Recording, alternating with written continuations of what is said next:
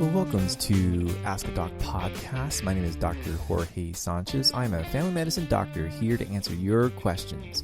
And be sure to download the Medici app. That's Medici. And when you do that, you can send me questions. And on this, so that I can get some ideas about topics that you care about during this pandemic, which is where Ask a Doc podcast originated from. There was an interest in learning about medical topics from a source you can trust. And so today, what I want to talk about is going through and discussing fiber. And on our last episode, we talked about how to naturally reduce your risk of developing colorectal cancer. There was an actor who recently died from colorectal cancer, and there was an interest. And colorectal cancer is one of the leading causes of death from cancer, and a lot of it has to do with our diet, how we eat. And previously, we talked about how to focus on a plant-based diet. We talked about vegetables and different types of foods, almonds, walnuts, and go back and listen to that, and because it's a really great episode. But today, what I really want to focus on is fiber. Fiber is fantastic. I love fiber. I'm a fiber nut. Well, I guess that kind of seems like a nut and fiber. There actually is fiber in walnuts. And so I am an extra fiber nut, health nut, or whatever. And I think that it deserves its own episode specifically about fiber, because there's a lot of misconceptions, misunderstanding about it, and we're going to get granular on this. We're going to go through the specific types of fiber that are helpful, because fiber in general is good, and also some misconceptions as well. So let me start with that first of all. So one of the things that I tell people about fiber is that it's that carbs have gotten a bad rap. For some carbs have deservedly received a bad rap because they deserve it. So like the processed carbohydrates that are and oftentimes you will hear through nutritional talks, this like simple versus complex, which is kind of interesting and important to understand, but probably a greater distinction between the carbs has to be between processed and unprocessed, because like the processed carbohydrates deserves a bashing. It is awful stuff, right? So like the sodas, the cookies, the cakes, the pies and ice creams, those are the processed types of carbohydrates. And throw it in there also like white bread, which is, by the way, white bread is a complex carb, but it's a processed complex carb. And so processed is what's bad for people and what causes weight gain. And probably one of the leading causes of obesity in this country is going to be carbs. And if you do have a low carb diet, you're going to lose the weight. And I agree. But don't let fiber run away from you. Do not lose sight of the fact that actually certain fibers are wonderful types of carbs, and they're fantastic. And so, and for health reasons, for reduction of colorectal cancer, the main one. And so, not only is fiber beneficial for reduction of cardiovascular disease, but it's also beneficial for reduction of heart disease, of diabetes, to prevent it. And if you do have diabetes, how to manage it. And by actually consuming certain types of fibers can actually reduce your blood glucose to a manageable level. And so what other thing can actually do that? I can tell you medicines don't do that. Medicines do not reduce your risk of developing cancer. Medicines do not reduce some medicines can reduce your risk of developing heart disease. I'll give you that much.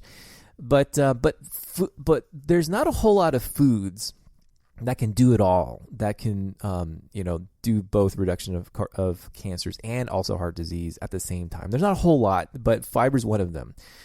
And so let's go over what is fiber.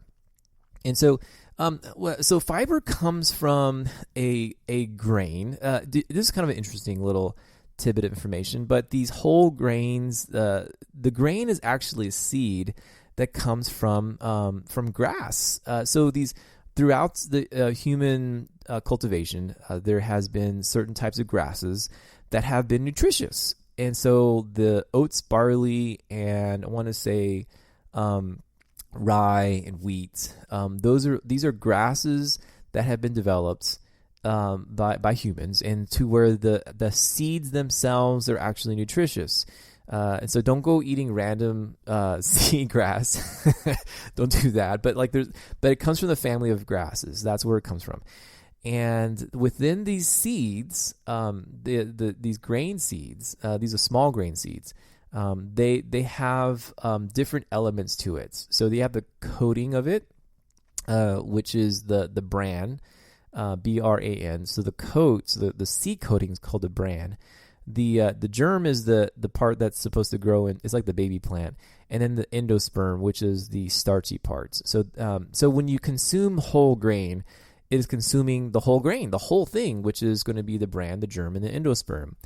What processed breads do, like white breads, they remove through their processing, remove bran, and they remove the germ, and they only get the endosperm. So they only get the starch. But it's the actual seed coating, the bran, that's actually helpful. And so through processing, you're removing the stuff that's actually good for us. And I'm like, why did they do that? This is stuff I grew up with, by the way. I grew up with white bread, and now I'm completely like whole grain. And so, all right. So so within whole grain, there are two different types of whole grain fibers. It's going to be soluble and insoluble. Soluble means that it dissolves in water. Insoluble means it does not dissolve in water. And they both have their benefits, and so we'll go through those. Okay, so let's talk about the insolubles. So the insoluble are going to be the types of grains. The small grains are going to be wheat, rye, and wheat, and also the bran that comes from wheat, right? So wheat and rye mainly. And so these are insoluble; they do not dissolve in water. And so, and one of the, and in fact, this is kind of a type of fiber that's very helpful for like giving bulk to your poop, right? So like when you go poop, it actually helps produce like bulk and can help with constipation, right? So the solubles are going to be the ones that dissolve in water, and so those types of fibers include the oats and barley, and there's also other types of soluble fibers that are not whole grains. All right, so you're going to have like the legumes, which are going to be peas and beans. So those have soluble fibers, and as well as fruits. So those are soluble fibers as well. And so there are also synthetic ones. There are synthetic fibers. So we have psyllium, and then pectin and dextrin, right? So those are the different kinds. And I got my list here because I often forget as to what the soluble ones. So Metamucil is the psyllium. Benefiber, it's going to be the dextrin, and then the citrusol is the methylcellulose. So it's a type of synthetic fiber. See, they're all made from factories, and so it's to help. And so these with psyllium, pectin, and dextrin, these can actually, although that they are synthetic, and these are the soluble kind. Although they are synthetic, they still have their place in a healthy diet. If somebody doesn't like eating fibers, so like if they don't like eating soluble fibers, which is oats and barley, if you don't like those, then you can replace oats, barley with the soluble fibers, so with specifically Metamucil or Benefiber. And so they do reduce your rate of developing coronary artery disease. So heart disease is, and that's specific to the solubles, right? So the solubles specifically will help reduce heart disease. And then even so, that if you consume routinely, if you routinely consume this, it can actually reduce your rate of developing heart attacks and strokes by about 40 to 50% compared to somebody who has a low fiber diet. And then soluble fibers can reduce your risk of developing type 2 diabetes, And so I love soluble fibers because soluble fibers not can do both, right? So they can help you reduce your rate of heart disease, and it can actually help you with reduction of having colorectal cancer. And so if I had to pick one, because it's like I just noticed that it's hard to find these things at the store. If I had to pick like a one that is as natural as it can get, that's readily available, because sometimes it's hard to find certain things at the grocery store. But like the most natural thing to do is to find oatmeal. So oatmeal is a soluble fiber. It reduces your rate of having heart disease and strokes and also colorectal cancer. Oatmeal is wonderful. I love oatmeal. And they have different kinds. Like there's a cold steel cut, and then there's like the rolled, and then there's the instant. And so, there's not a whole lot of research as to determine which is the best kind of oatmeal. Well, for sure, getting the sugar-free, right? So don't get that. Don't get like, the one that has flavoring already in it. Don't do that. Get like the all natural, nothing processed, already there. Try not to get the instant. What they do is that they like pre-cook these things so that it's faster to cook, and within reason. I got the steel cut. The steel cut oats are like basically they're just the seed itself. I think they cut it and just to make it fit in the box. But beyond that, it's like as least processed as possible. It takes forever to cook that thing, and I really want to eat it and like it, and it takes like hour or 30 minutes. I don't know. It just takes a long time of boiling, and so I go with like not the instant oatmeal, but the one in the middle. It's like 5 minutes, and so I feel like that's pretty close for me. But if you want to go all the way, do steel cut, fantastic. And so now the other, so that's the one that I would get. Now, if you wanted like an insoluble and you're like, hey, I hate eating fiber and all that, then you can probably do maybe Metamucil or Benefiber. So those are going to be the soluble kind. Okay. Now, how much to consume? So the recommended amount of dietary fiber for adults is going to be 20 to 35 grams per day, and so now you got to be careful about it though, because if you're already at a low fiber diet to begin with and you go all out and you're like, dude, I'm going to go 30 grams, man. I'm going to go 60. Well, don't do 60. If you go from nothing to eating fiber, you're going to develop a lot of gas, abdominal bloating, and you got to start slow. And because large changes within your fiber consumption can really cause some problems. All right, now somebody's going to ask me, well, how about the gluten people? I know that someone's going to ask me about that. And my thoughts about gluten sensitivity is this, is that there's a lot of people out there who do not have gluten sensitivity who are on a gluten diet. And partly because it's been a kind of a thing, a fad, most likely. And for also inflammation, and there's those who swear by it. Like they had all these problems medically, and they got into a gluten-free diet, and then they were like, "Wow, I was cured." There's some complications with it that people need to care about, and maybe they need to care about. I might just dedicate a whole topic on gluten diet specifically. But if you're on a strict gluten diet, which not a whole lot of people are, but if you're on a strict one, you're going to develop some mineral deficiencies that you're going to have to be careful of because of the fact that it's not necessarily a low risk diet. I mean, there's some risk to being on a gluten-free diet because there's some nutritional risks. There's some nutritional deficiencies that can develop from being on it. Then it's very important to actually get tested. There are some antibody tests that can be done blood tests that can be done to determine if somebody's gluten sensitive or not. And then being diagnosed by a specialist. Like that is very, very important before getting on a gluten-free diet because it's a huge commitment. So now for those who if they're proven free, if you're like, hey, I have been proven to be, I have gluten, I was diagnosed by a specialist, and I have this problem. So there are some small grains you can consider. they're not the same with rigorous research, right? We don't have the rigorous research with specific on these specific types of grains, but we can assert that it's probably going to be beneficial.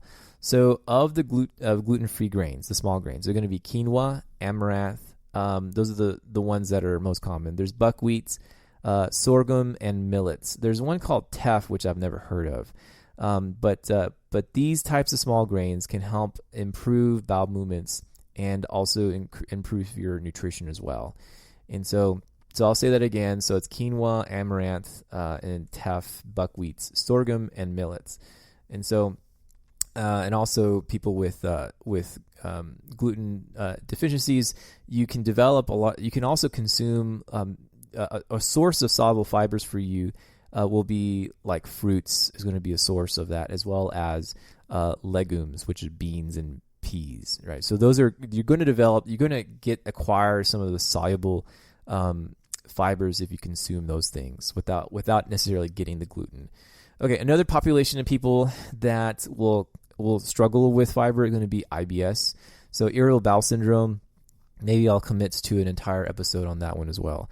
But in IBS, there is a tendency to develop a much more of a like bloating and gas issues and that are painful if they consume large amounts of fiber. And so if that's you, then then this talk may not be as applicable. So anyway, so that's my thought on those two. So again, to reiterate, I think that soluble is going to be very beneficial for heart disease and diabetes. Now, let me go back a little bit. No, I did say some of the beneficial aspects of soluble fibers that are synthetic.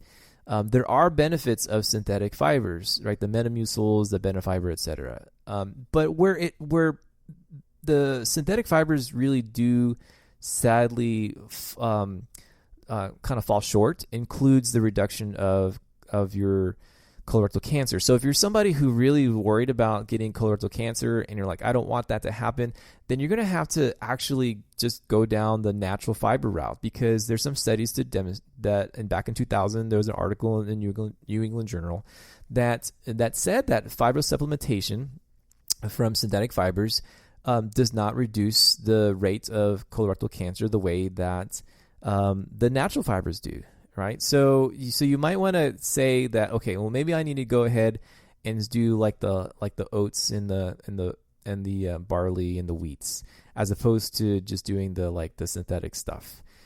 And let's see, I think that's most of what I have to cover. There was an interesting research article from the World Cancer Research Fund that showed that for every 10 grams of consumed of dietary fiber per day, there was like a significant reduction of the rate of colorectal cancer by about 10%. That was a small bar to cross over 10 grams, because the recommendation is actually 20 to 35. But I just thought that was interesting. And what else did I read? Oh, I think that's mainly about it. There's some upcoming information about bacterial gut health. I read about this bacteria called Fusobacterium nucleatum. I think that's how you say it.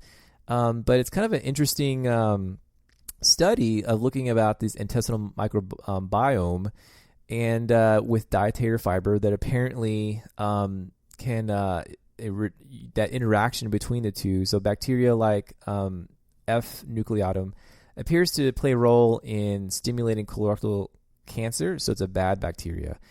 And by the way that it works is potentially reducing your immune system of your gut colon, and thereby causing colorectal cancer. And so there's an interaction in that if we consume fiber, that somehow that lessens the level of Fusobacterium nucleatum. I don't know. I just thought that was interesting. And so, that's mostly what I got for today. So, if y'all have anything that is interesting to talk about, send it my way. If you have any kind of questions, I'll what I'll do is I'll keep an eye on what's on the news as far as health goes. But I want to be able to be that resource to help you out and just go from there. And who knows? I don't know if you have any or if you just want to give me ideas like how to share some recipes. If you are like, hey, I found this awesome recipe on since I seem to talk about food a lot and the benefits of food and certain types of vegetables and whatnot. I mean, if you have a recipe for me, then hey, send it my way, and I can share it with others. And one of the things I thought about doing, and I'll just share with you quickly about my latest thing. So I love this idea of eating natural, so much so that I have a garden. And in my garden, I'm actually growing wheat and barley for the first time. It's kind of this interesting thing. It's like growing grass. I think that most of us have done some type of grass management, right? So scatter seed and you see the grass grow from your yard. But it's a different thing to know that, hey, this might be food. and so it's a lot of fun. It's about like 3 inches tall. And I have barley and I have wheat growing. I don't know if you knew this, but barley, you can use it to help I guess ferment and make beer. Oh, that's another thing I need to talk about probably. I bet you, I'll tell you what, on my next topic, I'm going to talk about alcohol because that's a big topic. And I'm going to try to get as much information out there as possible on that. And so that you could be educated on that. So, okay, you guys have a fantastic day. I hope that you stay healthy and safe and just live a healthy life. I'll talk to you later. Bye-bye.